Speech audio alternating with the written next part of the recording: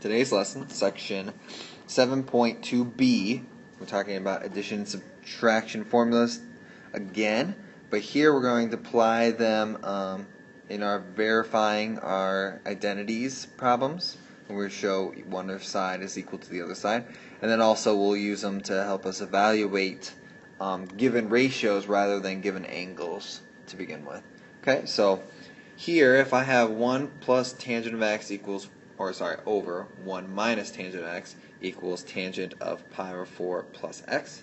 Okay, now here there's different ways of going about it. Here, let's say I notice that this is a property that we talked about. It's an addition formula for tangent. So it might be easier to work with that rather than deal with the other side, because it's not like I could change stuff into sine and cosine and deal with it that way, but let's try it this way. So working with the right side, so we'll keep the left side as it is. Now certainly you can mess around with the left side instead, and always with the left side, but let's try to see it from a different perspective. So tangent of pi over 4 plus x, your property says that we take the tangent of the first angle plus the tangent of the second angle on the top, and then over 1 minus the two tangents multiplied to each other. Okay, so I get that. Now, the nice thing here is because you have a radian measurement with one of them, you can actually insert in that value. And so for the square root of tangent of pi over 4, you get square root of 2 over 2 over square root of 2 over 2. Okay? So that actually equals 1. So if I insert that in to my identity here,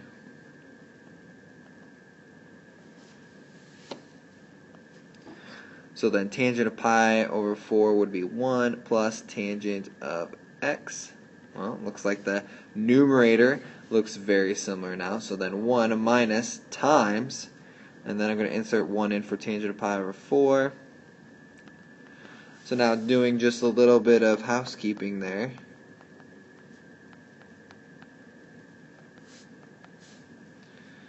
You get 1 plus tangent of x over 1 minus tangent of x on both sides. And so that makes it kind of simpler. Okay, so that's that first one. Okay, next one, I have cosine of x plus y times cosine of x minus y equals cosine squared x minus sine squared x, or sine squared y. Okay, now this one's going to be a little bit more tricky, but still, I can use my addition subtraction property. So the addition one for cosine is going to be cosine of x cosine y. And remember, it's the opposite, so since this is plus, it'll be minus there. So sine x sine y. Let's put that in parentheses. And then cosine of x minus y is going to be cosine x cosine y. And then because it's a minus, it'll be opposite, so plus. So sine x sine y, parentheses. And then that gives you cosine squared x minus sine squared y. Okay? So now here I have a binomial times a binomial, essentially. So let's multiply our binomials out in FOIL. So the first terms together are both cosines. So actually we could write cosine squared x cosine squared y. And then the next one would be plus cosine x cosine y times sine x sine y. Okay, next one would be negative cosine x cosine y minus, sine x sine y. And then the last one would be negative sine squared x sine squared y. Okay, that'll equal your cosine.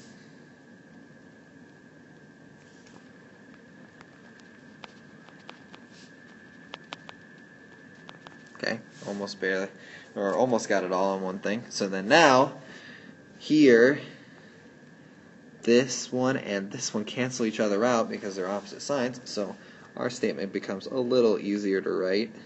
So cosine squared x cosine squared y minus sine squared x sine squared y equals cosine squared x minus sine squared y. Okay, so now we're getting kind of close. Okay, so with this one over here, you got your cosine squared x and you got your sine squared y, but then you have extra stuff in there. Looks like I forgot an x there. You don't want the cosine squared y or the sine squared x. So here is a thought. Because those are squared, it might be helpful to use your Pythagorean identities to kind of get rid of them. Because cosine squared y, if you insert it in the Pythagorean identity, would be 1 minus sine squared y, which is a term that you want from this one. And then sine squared x is the same thing as 1 minus cosine squared x. And so that's this one. So you're giving yourself more terms of the same thing that you actually want. So let's go ahead and do that.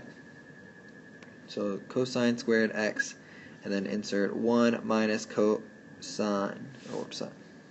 sine squared y minus, and then here I'm going to insert it for this one. So 1 minus cosine squared x times sine squared y equals cosine squared x minus sine squared y. Okay, so now if I, let's say, distribute through, so I get cosine squared x minus cosine squared x sine squared y. And then here, let's distribute the negative through first so that I don't get stuff confused. So the negative 1 times sine squared y gives me negative sine squared y, and then a positive cosine gives me cosine squared x sine squared y equals cosine squared x minus sine squared y. So now, because of that, I get a negative cosine squared x sine squared y and a positive cosine squared x sine squared y. So they cancel each other out. So now you're left with cosine squared x minus sine squared x, or sorry, sine squared y, which is what you wanted. Check.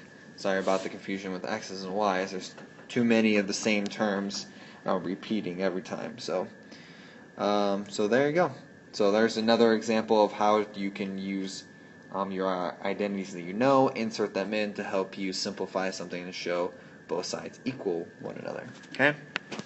Now to do the other thing that I talked about is to help us evaluate using our identities, but you don't know your angles. Okay, so here you're given sine of theta plus, and this is phi. Okay, let's write that up there so you have that. So it's kind of like a does not equal sign, but it's like more of a smaller circle with a line that goes vertically through, and it's spelled like that, phi. So theta and phi, where if you've given sine of theta is equal to 12 over 13, and that's in the second quadrant, tangent of phi is 3/4, and phi is in the third quadrant. Okay. Now with both of these, the first thing to do is, because since you're given sine, you want to evaluate what sine of theta plus phi is. So let's write that, what that is. Okay, so since it's sine of theta plus phi, okay, remember that that's your addition identity for sine, which is sine of theta cosine of phi plus cosine of theta times sine of phi. Okay, so here I'm going to need the sine and cosine of both of those angles.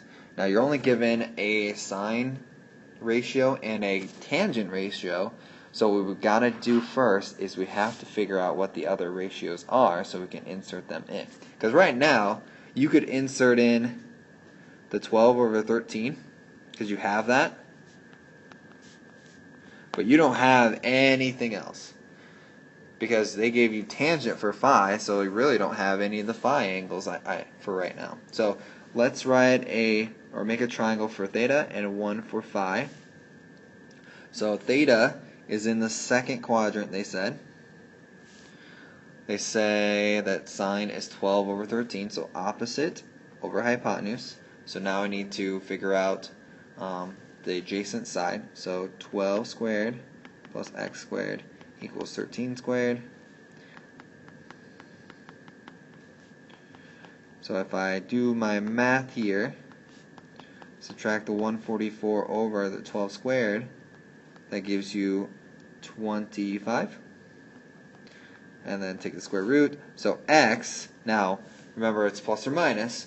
You're in the second quadrant, so x must be negative, so it's a negative 5. Okay? So now you have your entire triangle for that one. Let's do the same thing for phi. So phi is in the third quadrant. Okay?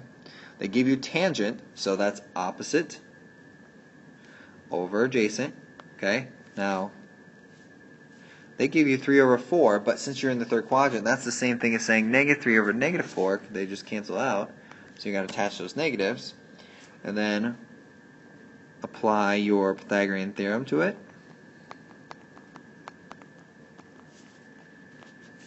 So 9 plus 24, whoops, skipping ahead in my brain. So 16. That gives you 25. Square root. And remember, r is always positive, so it must be 5. Okay, so now I have all the information I need to fill in the gaps.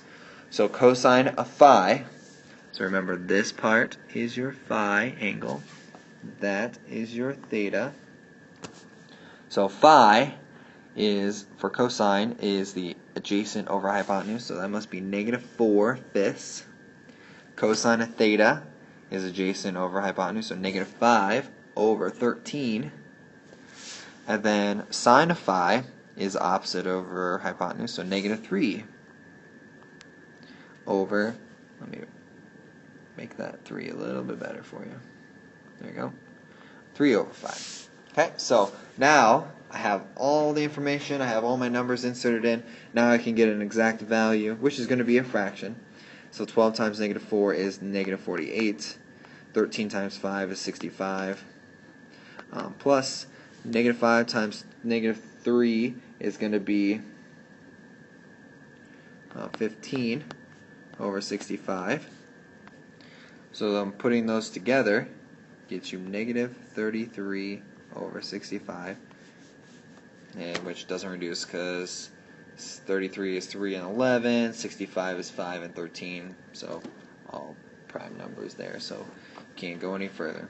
Okay, so that's kind of one example of how to do that. So make sure you're making your triangles. That's the key of figuring out what ratios you need to plug in for these type of problems. Okay, have fun.